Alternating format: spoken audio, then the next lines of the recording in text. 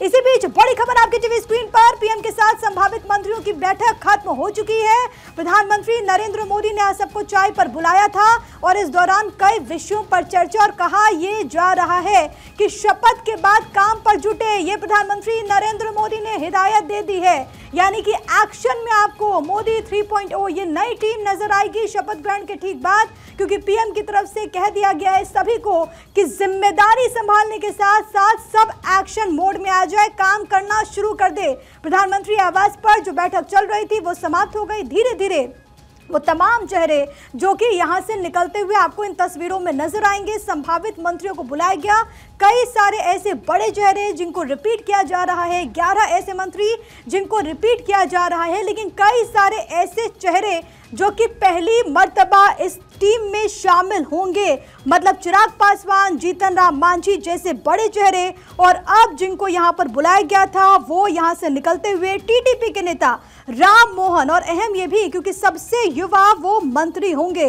इसके अलावा जो सहयोगी दल के, चाहे वो रामनाथ ठाकुर हो, ललन सिंह हो, जिनको यहां पर बुलाया गया है, ललन सिंह भी पहली मर्तबा कैबिनेट में शामिल होंगे। इसमें रामनाथ ठाकुर का भी नाम होता है जो कि मंत्रिमंडल का हिस्सा बनेंगे। उन तमाम लोगों को यहां पर बुलाया गया, पहले फोन कॉल्स, और देखिए जिस तरीके से हम लगातार इसको डिकोड करने की कोशिश कर रहे हैं, किस तरीके से सामंजस्य स्थापित करने की कोशिश की गई है, एक तरीके से बैलेंस बनाने की कोशिश की गई है, और एक तरीके से आपको मिश्रण नजर आएगा जहां पर अनुभवी चेहरे तो हैं ही, लेकिन साथ ही साथ युवाओं का जोश भी है। और इसमें न केवल बीजेपी ने अपने कोटे से युवाओं को मौका दिया, बल्कि आप देखिए जो गठबंधन के साथी हैं उसमें भी कई ऐसे चेहरे जो कि पहली मर्तबा मंत्री पद की शपथ आज लेते हुए आपको नजर आएंगे। अक्षय मेरे साथ, मेरे सहयोगी लगातार कनेक्टेड है। अक्षय, मीटिंग समाप्त हो गई और पीएम ने कह दिया शपथ ग्रहण के बाद काम में जुट जाइए।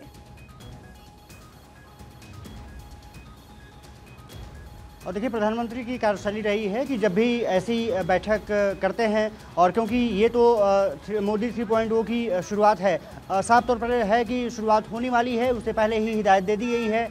अब सभी जो संभावित मंत्री हैं वो निकलना यहाँ पर शुरू कर चुके हैं, जो उनका काफिला है वो लग चुका है। नितिन गडकरी कुछ देर पहले निकले हैं, उसके अलावा शांतनु ठाकुर निकल चुके हैं यहाँ से, अभी जेपी नड्डा और अमित शाह अभी वहाँ पर मौजूद हैं। लेकिन साफ तौर पर है कि प्रधानमंत्री नरेंद्र मोदी ने सभी से चाय पर चर्चा की, चाय पर बातचीत की, और एक तरफ से कह दिया कि अब शपथ ग्रहण समारोह होने जा रहा है। आपको शुभकामनाएं हिदायत भी दे दी गई है। हमारी पॉलिटिकल एडिटर अदिति नागर इस वक्त हमारे साथ कनेक्टेड है। अक्षय, लौट रही हूँ, आपके पास कोई जानकारी आएगी तो हाथ उठाइएगा।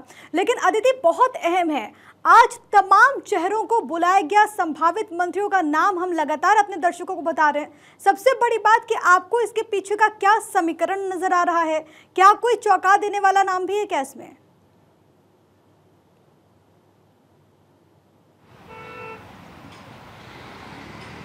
देखिए, कुछ नाम नहीं है वो चौंका रहे हैं, लेकिन ज्यादातर चेहरे वही हैं प्रिया जो ओल्ड गार्ड्स हैं, पुराने लोग हैं, वही ज्यादातर चेहरे हैं। अब आप देखिए, अमित शाह पुराने चेहरे, रणनीति तय करने वाले, यहाँ तक कि फोन भी करने वाले। अमित शाह, जेपी नड्डा, सबको फोन किया, पुराना चेहरा, और इस बार बड़े स्थायी रूप से, पहले तो राष्ट्रीय अध्यक्ष थे लेकिन और राज्यसभा से आए, लेकिन इस बार बड़े स्थायी रूप से एक बड़े पोर्टफोलियो में और राज्यसभा की जिम्मेदारी भी संभालते नजर आ रहे हैं। फिर आप देखिए किस तरीके से जो तमाम नाम हैं, राजनाथ सिंह बहुत ऑब्वियस, या मैं आपको ये बताना चाह रही हूँ कि पुराने लोगों पर विश्वास जताया है नरेंद्र मोदी ने। वजह देख लीजिए, वजह क्या है कि इस बार है अलायंस की सरकार, और जब अलायंस की सरकार होती है तो विश्वसनीय लोग हमारे साथ होने जरूरी हैं। ऐसी स्थिति में नितिन गडकरी, एस जयशंकर किस तरीके से फॉरेन पॉलिसी और फॉरेन तो चेहरा, एक्सटर्नल अफेयर का चेहरा थे, बेहद महत्वपूर्ण। और आपको बता दें पीयूष गोयल पुराना चेहरा, यानी बार बार आपने इसके पीछे की रणनीति पूछी, रणनीति है कि पुराने लोगों पर विश्वास जताया है। उससे महत्वपूर्ण बात मैं आपको बता दूं और कौन है, तो आप तस्वीर में आप ये देखिए, प्रहलाद जोशी पुराना चेहरा, संसदीय कार्य मंत्री थे, बेहतर तरीके से पूरा संसद के जो कार्यशैली थी उसको चलाया था। फिर आते हैं जयंत चौधरी, जाहिर तौर पे जरूरी है, आरएलडी, जाट चेहरा, अलायंस और वेस्टर्न यूपी। इसके साथ साथ ये जो बहुत ऑब्वियस चेहरा थे, जीतन राम मांझी बहुत ऑब्वियस चेहरा थे, कुछ नया नहीं है और उनको लेना ही था। रामनाथ ठाकुर जेडीयू की तरफ से कहा गया लेना है और सबसे पहले उनकी प्रतिक्रिया सामने आई थी। चिराग पासवान बिल्कुल चौंकाने वाला नाम नहीं है, बहुत ऑब्वियस चेहरा है। साथ में एसडी कुमारस्वामी बिल्कुल चौंकाने वाला नाम नहीं है, पहले से कयास थे क्योंकि जेडीएस के साथ समझौता था।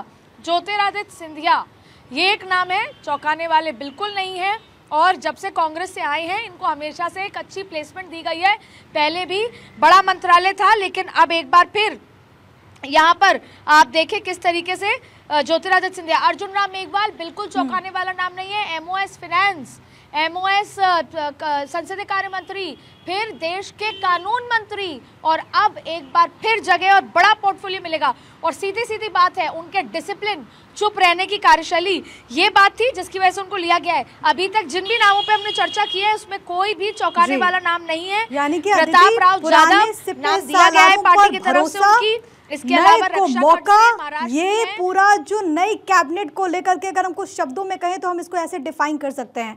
बहुत धन्यवाद आपका अदिति नागर, बहुत शुक्रिया अक्षय आपका। हमारे साथ हमारे कंसल्टिंग एडिटर अजय कुमार भी जुड़े, उनका ये बहुत धन्यवाद तमाम बातचीत और जानकारी हम तक पहुंचाने के लिए।